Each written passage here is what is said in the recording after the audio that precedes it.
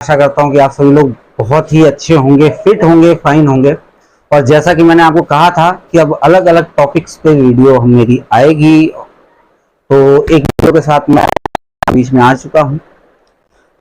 दोस्तों, जैसा कि आप सभी लोग जानते हैं कि आज के डेट में पॉलिटिक्स जो है आप देखें तो दो हिस्सों में बढ़ चुकी है। और आज की डेट में ना किसी मुद्दों पे पॉलिटिक्स नहीं हो रही है। एक बहुत ही पुरानी पार्टी है जो पहले ऐसा कहा जाता था कि एक पार्टी है जो हिंदू मुस्लिम करती है, लेकिन जो पार्टी ये चीजें कहा करती थी, कहीं ना कहीं वो चीजें खुद खुल के आ रही हैं कि पॉलिटिक्स कौन कर रहा है, राजनीति कौन कर रहा है, खास तौर से जातिगत, मतलब कि जाति या धर्म को लेकर। लेकिन दोस्तों, जाति और धर्म से भी ज्यादा ऊपर होता है अपना देश। तो मैं उस पार्टी का नाम तो नहीं लेना चाहता, हालांकि मैं किसी भी पार्टी का नाम नहीं लेना चाहता, लेकिन मैं एक चीज बता दूं, जो इस वक्त हमारे देश के प्रधानमंत्री हैं वो बहुत ही जबरदस्त काम कर रहे हैं। वर्ल्ड वाइड उनका नाम है, सिर्फ हमारे इंडिया में नहीं, इंडिया से बाहर भी लोग उन्हें बहुत ज्यादा प्रेम करते हैं, सपोर्ट करते हैं। उनके जो आइडियाज हैं उनको सराहते हैं कि हाँ, जो वो आइडियाज लेके आ रहे हैं या देश में जो बदलाव कर रहे हैं बहुत ही अच्छे हैं। लेकिन एक पार्टी है जिसे ये सब चीजें बिल्कुल भी पसंद नहीं आ रही, उनके काम पसंद नहीं आ रहे हैं। हमारे देश के प्रधानमंत्री जिस तरह का भी निर्णय लेते हैं हम सभी जानते हैं कि बहुत ही अच्छा निर्णय लेते हैं, लेकिन हमारे प्रधानमंत्री के लिए गए हर निर्णय को एक पार्टी बहुत ही तेजी से गलत ठहरा रही है। ठीक है, उनका कोई भी निर्णय हो, और मैं कह सकता हूं अपने प्रधानमंत्री का तो नाम मैं ले सकता हूं कि मोदी जी का कोई भी उठाया हुआ कदम आज के डेट में उस पर उंगलियां उठती हैं। जैसे कि अभी रिसेंटली आपने देखा था वर्ल्ड कप को लेके, या फिर मंदिर में फोटो खिंचवाने को लेके। लेकिन ऐसी बहुत सारी वीडियोस और फोटोज पड़े हुए हैं, सोशल मीडिया पे ही आपको मिल जाएंगे कि फोटो खिंचवाने को लेके मंदिर में कि किस तरह की उन्होंने फोटो खिंचवाई है। वो हिंदुओं के सपोर्ट में बहुत ज्यादा रहते हैं, या वो हिंदुओं के जो है कल्चर को मतलब भावनाओं को आहत पहुंचा रहे हैं। ऐसी बहुत सारी चीजें, कुछ ना कुछ वो जो है हमेशा उनके लिए बोलते ही रहते हैं। खैर, वो उनका मैटर है। लेकिन बोलते बोलते दोस्तों, एक चीज जो मुझे सबसे ज्यादा बुरी लगती है कि देखिए, आप किसी पार्टी को के ऊपर उंगली उठा सकते हैं, उन्हें कुछ भी कह सकते हैं, कोई दिक्कत नहीं है, आप विपक्ष में बैठे हुए हैं और आपका काम है। लेकिन क्या अगर ये बातें विकास के ऊपर हों, या कुछ चीजें ऐसी हैं जो बहुत ही धीमे से आप अपने देश के में जो काम चल रहे हैं, अगर उनको लेके बात करें, पब्लिक की सहूलियत के लिए जिन चीजों पे काम चल रहा है, चाहे वो रोड को सड़कें बनाने को लेके हो या किसी भी तरह की चीजें, ये मुद्दा वो नहीं उठाते। पब्लिक के फायदे की बात तो हो ही नहीं रही है, देश की जो जनता है उसकी फायदे की बात वो बिल्कुल नहीं कर रहे। उनका ध्यान बस ये है कि मोदी जी क्या कर रहे हैं और उस पर कैसे उंगली उठाई है। देखिए, मैं किसी भी पार्टी का समर्थन नहीं कर रहा हूं, लेकिन जो चीजें मैंने महसूस की है इतने दिनों में, वो चीजें मैं आपको बता रहा हूं।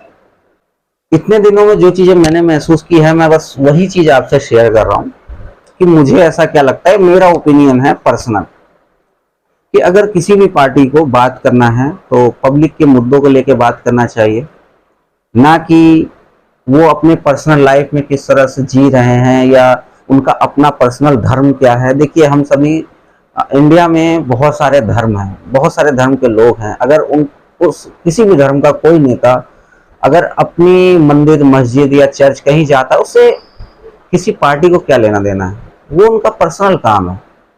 पूजा पाठ, प्रे करना, ये सब अपने पर्सनल काम होते हैं, इसमें किसी भी पार्टी को, राजनीतिक पार्टी को दिक्कत नहीं होनी चाहिए। दूसरी चीज दोस्तों जो मैं कहना चाहूंगा कि राजनीति का स्तर अपने देश में इतना ज्यादा गिर गया है कि आजकल नेता गाली देने से भी नहीं पीछे हटते हैं। ये चीजें मैंने बहुत ज्यादा देखी हैं, और खास तौर से एक ऐसा इंसान जो इतने आप कह सकते हैं अपने देश का पीएम है वो। अब हम अगर किसी को गाली देते हैं तो एक तरह से उस कुर्सी पे बैठा हुआ जो बंदा है उसकी कुछ तो इमेज होनी चाहिए इस देश में, लेकिन ऐसा बिल्कुल नहीं होता। दूसरे देशों में चले जाइए, अगर पीएम या राष्ट्रपति के लिए आप कुछ बोल दें तो वहां पे फांसी पे चढ़ा दिया जाता है या उसे देशद्रोही घोषित कर दिया जाता है। लेकिन हमारे देश में सबको बोलने की आजादी है, लेकिन बोलने की आजादी का मतलब ये नहीं होता है कि आप कुछ भी बोल दो, कुछ भी बोल दो, गाली दे दो किसी को। ये चीजें बहुत ज्यादा खराब है दोस्तों, ऐसा बिल्कुल नहीं होना चाहिए। लेकिन हमारे देश में लोग इसके लिए भी आवाज नहीं उठाते। भाई अगर आप विपक्ष में बैठे हो बहुत अच्छी चीज है, खास तौर से कुछ महिला प्रवक्ता जिन्हें मैंने बहुत ही ज्यादा टीवी पे आके उल्टा सीधा बोलते हुए देखा है, सुना है, तो बहुत ही ज्यादा बुरा लगता है इस चीज को लेके कि यार एक कैसे लोग हैं। कहा जाता है कि ये पढ़े लिखे लोग हैं और ये जो है हमारे बच्चों को ये सिखाएंगे कि किस तरह से हमारे बच्चों को बोलना चाहिए, उनकी बोलचाल की भाषा क्या होनी चाहिए। तो जिस तरह की आजकल राजनीति में लोग बातें करते हैं, टीवी पे आगे डिबेट्स करते हैं, तो मुझे नहीं लगता कि ये बहुत ही अच्छी चीज है। और हमारे बच्चों का भविष्य या हमारा भविष्य जो है बहुत ही अच्छी जगह पे जा रहा है। बहुत ही चीप लैंग्वेज जिसे कहते हैं वो यूज किया जाता है। जो गली के गुंडे यूज करते हैं ना लैंग्वेज, आजकल वो लैंग्वेज टीवी की डिबेट्स में यूज होती है। और मैं रिक्वेस्ट, कोई टीवी न्यूज चैनल का बंदा ये वीडियो देख रहा है तो प्लीज यार थोड़ा सा इस चीज का ध्यान रखो कि आप कैसे लोगों को अपने चैनल पर बुला रहे हो, उनकी भाषा शैली कैसी होनी चाहिए। अगर वो तमीज से बात नहीं कर सकते तो उन्हें टीवी डिबेट्स में तो खास तौर से, क्योंकि आपके जो न्यूज चैनल्स होते हैं बहुत सारे लोग देखते हैं खास तौर से मॉर्निंग और इवनिंग के टाइम में, और आप भी बहुत सारी प्राइम ब्रेकिंग न्यूज चलाते हैं, तो आपको थोड़ा सा इस चीज का ध्यान रखना चाहिए कि किस तरह के न्यूज जो है, किस तरह के लोग आपके स्टूडियो में आए बैठे और किस तरह का, कम से कम भाषा पे तो उनके अपने कंट्रोल होना चाहिए। आप देश कंट्रोल करने की बात कर रहे हैं लेकिन आपकी खुद की भाषा पे कंट्रोल नहीं है तो क्या देश चलाएंगे आप सिर्फ धर्म की राजनीति कर रहे हैं, जातिगत लोगों को बांट रहे हैं, लेकिन आपके पास कोई मुद्दा नहीं है ये बात करने के लिए कि पब्लिक का कहाँ फायदा होना चाहिए, कहाँ नुकसान। आप ये बता रहे हैं कि हमारी सरकार आएगी तो ये होगा वो होगा, लेकिन जहां आपकी सरकार है वहां पे क्या हो रहा है। जैसे कि दिल्ली के मुख्यमंत्री ने बहुत बड़े बड़े वादे किए थे दिल्ली के लोगों से भी और साथ ही साथ पंजाब के लोगों से भी, लेकिन क्या वो वादे आज तक पूरे हुए हैं? इसके बारे में कोई पार्टी कुछ नहीं बोलना चाहती। सब अपनी अपनी कुर्सी बचाने के चक्कर में लगे रहते हैं। ये चीजें बहुत ही ज्यादा गलत है। और हाँ, दिल्ली से मुझे याद आया दोस्तों, बहुत जल्दी मैं आप लोगों को दिखाऊंगा कि दिल्ली की हालत वाकई में आज की डेट में कैसी है, किस तरह से लोग सफर कर रहे हैं। और ये जो नेता होते हैं जो बड़े बड़े वादे करते हैं वो कभी पूरे नहीं होते हैं। तो एक पार्टी है जो एक अपने देश को एक अच्छे स्तर पे ले जा रही है आज की डेट में। रोड, आप हाईवेज देखिए, जो पहले हाईवे पे गाय भैंस बैठी रहती थी, आज की डेट में हाईवे को देखिए। आप किसी भी हाईवे पे चले जाइए, कम से कम 100 की स्पीड में आप मिनिमम गाड़ी आराम से चला सकते हैं बिना किसी रुकावट के, जबकि ऐसा पहले बिल्कुल नहीं हुआ करता था। खास तौर से यूपी की बात करूं तो यूपी में तो रोड की हालत इतनी ज्यादा बुरी थी जिसकी कोई लिमिट नहीं है।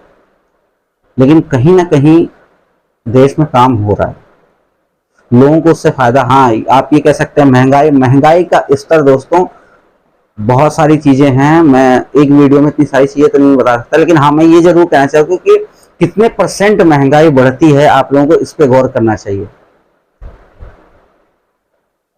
70 रुपए का पेट्रोल 90 रुपए का हुआ है, इस पे तो आप बात कर ही सकते हैं। लेकिन 70 रुपए से पहले जो रेट था, 50 से जो 70 हुआ था, वो भी तो सोचने वाली बात है ना। देश की आबादी जो है दिन ब दिन बढ़ती जा रही है, खेती बहुत कम हो रही है।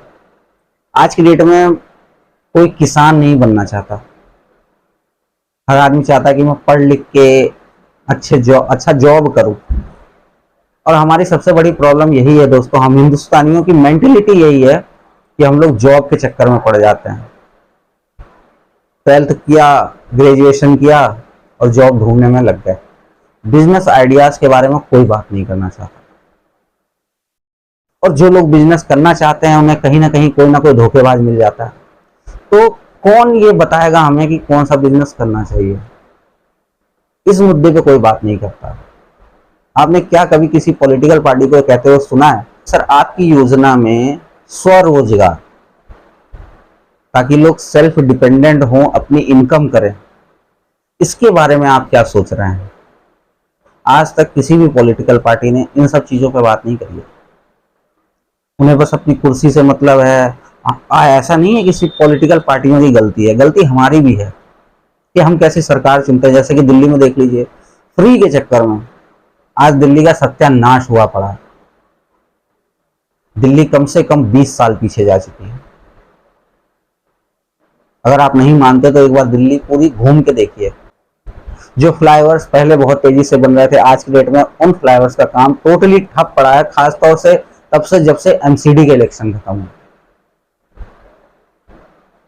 जो भी काम थोड़ा बहुत पहले चला करता था, जो पब्लिक वॉशरूम वगैरह आप सभी लोग जानते हैं कि बने होते हैं, 1% की सफाई नहीं है उनके अंदर। पहले जो हुआ करता था वैसा कुछ भी नहीं है। दिल्ली पहले से तो गड्ढे में थी ही, लेकिन इस वक्त कुछ ज्यादा ही है और आगे आने वाले समय में भी होगी ही। वजह है दिलों का लालच, क्योंकि उन्हें सब कुछ फ्री का चाहिए था। तो फ्री में तो भाई ऐसे ही मिलता है ना। तो ऐसी बहुत सारी चीजें हैं दोस्तों, और कितनी चीजें मैं आप सभी लोगों को गिनाऊं। लेकिन मैंने जो देखा है इंडियन पॉलिटिक्स में, खास तौर में आज की डेट में, वो बहुत ही ज्यादा शर्मनाक है। और नेताओं को शर्म आनी चाहिए जो उल्टे सीधे लैंग्वेज यूज करते हैं, जिन्हें सिर्फ और सिर्फ अपनी कुर्सी की पड़ी हुई है। उन्हें इस चीज से कोई लेना देना नहीं है कि हमारी पब्लिक का क्या होगा। और मैं आप सभी लोगों से रिक्वेस्ट करता हूं, प्लीज वोट करते टाइम थोड़ा सा ध्यान रखा करिए। दारू की बोतल और 500,000 के चक्कर में मत पड़िए। आपकी जो असली ताकत है वो आप इलेक्शन में आपका वोट है, और वो वोट आपको आने वाले 5 साल 10 साल किस तरह की जिंदगी आपको चाहिए। महंगाई तो देखिए कोई भी पार्टी कभी भी आए रोक नहीं सकती।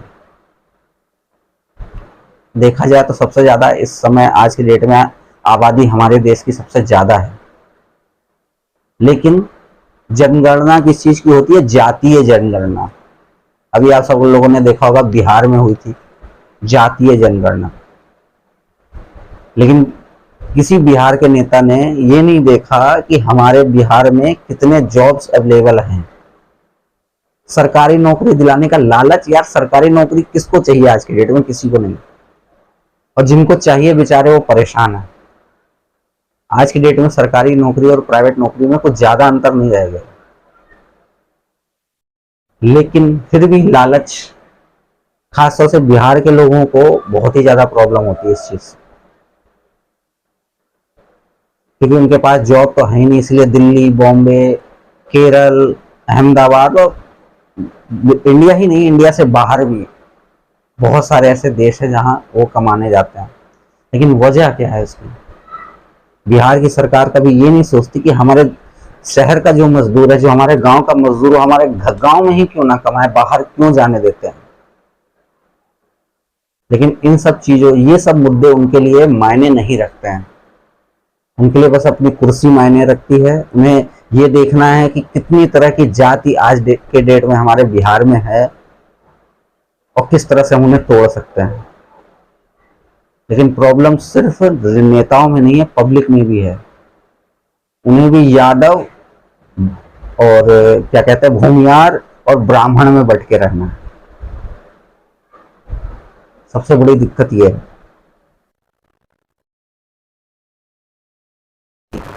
लेकिन आज के डेट में आपने एक वो जय भीम जय मीम करके एक नारा आपने सुना ही होगा, लेकिन आज तक दलितों का कुछ हुआ नहीं है। आज भी वो वही गरीब के गरीब ही है। लेकिन उनके नाम पर जिन्होंने वोट लिए थे, आज के डेट में उनका घर देखिए, उनके बच्चों को देखिए, आपको समझ में आ जाएगा। लेकिन जो वोटर्स थे उनका कल्याण ना हुआ है और ना कभी होगा जब तक हमारे इंडिया में जातिगत या मजहब के दायरे में वोट्स इलेक्शन होते रहेंगे। तब तक इस देश का, यहाँ की पॉलिटिक्स का कुछ नहीं हो सकता, सब ऐसे ही चलता रहेगा जब तक आप अपने देश के लिए वोट नहीं करोगे। वोट सिर्फ और सिर्फ आप किस चीज के लिए करते हैं? अपनी जाति के लिए, अपने धर्म के लिए। नहीं दोस्तों, जाति और धर्म से थोड़ा ऊपर उठिए और अपने देश के बारे में सोचना शुरू कीजिए।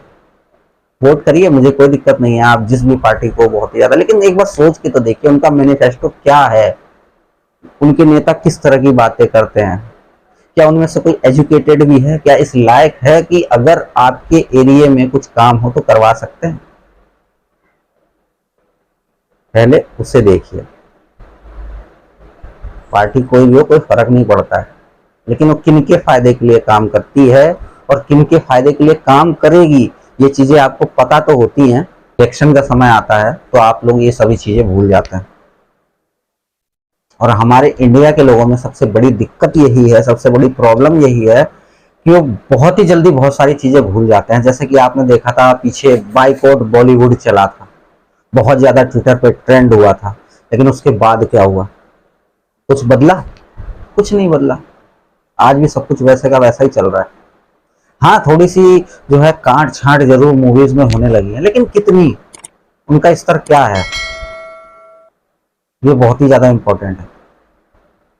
लेकिन हम क्या है कि कुछ दिन के लिए देखते हैं, खास तौर से मैंने बहुत ही ज्यादा ये चीजें देख ली हैं कि लोग सिर्फ जैसे 15 अगस्त और 26 जनवरी आती है तो लोगों के अंदर से देशभक्ति जाग उठती है, लेकिन उसके बाद फिर सब खत्म। 23 मार्च जो हम सब लोगों के लिए शहीद दिवस था, वो तो लोगों ने मनाना ही छोड़ दिया है, क्योंकि उसके जगह पे वैलेंटाइन डे लोगों को मनाने के लिए में बहुत ज्यादा मजा आता है। न्यू ईयर आने वाला है, आप सभी लोग जानते हैं कि जो हिंदुस्तान का न्यू ईयर है वो 1 मार्च से शुरू होता है, लेकिन हम मनाते क्या हैं?